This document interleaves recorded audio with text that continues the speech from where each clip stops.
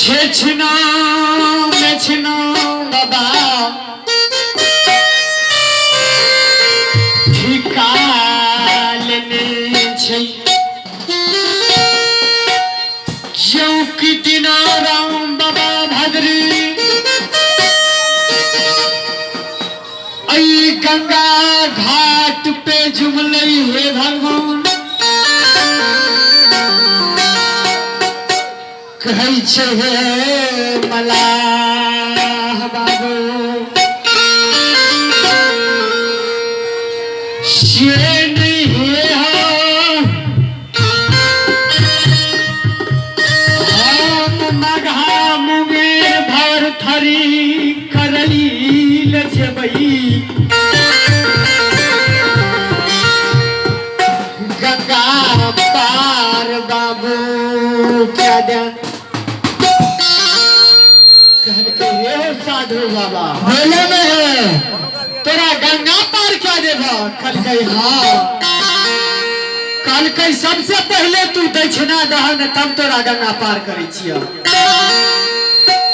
हे भगवान छेछना मेछना बाबा हो मघा मुंगेर के सीमा पे गंगा घाट पे बड़ा नामी शोधा खलीफा छले हे भगवान तीनाराम गोसाई बाबा भद्री के कहै छै साधु बाबा बोले न सबसे पहले तू दक्षिणा दान कर बाद पार करबा तीनाराम गोसाई कहै छै हे हो मलाह बाबू बोले न हो ऐ साधु बाबा के कमबै वाला छै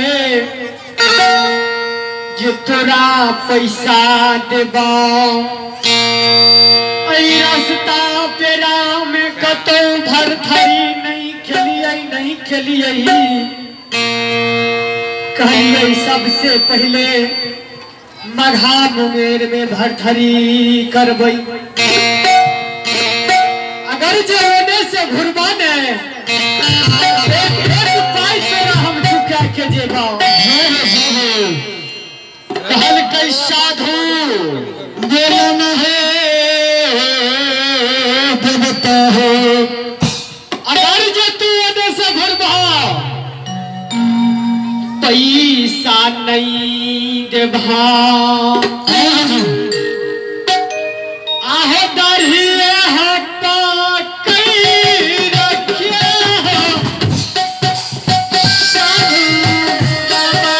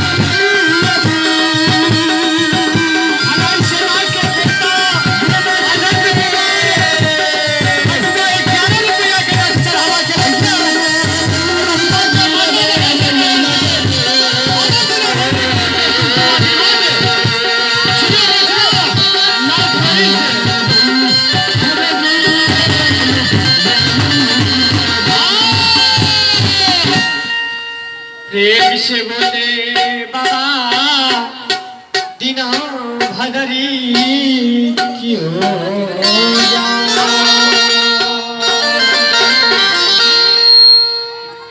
और यही समय में प्रेम से बोले बाबा से रखी हुई जा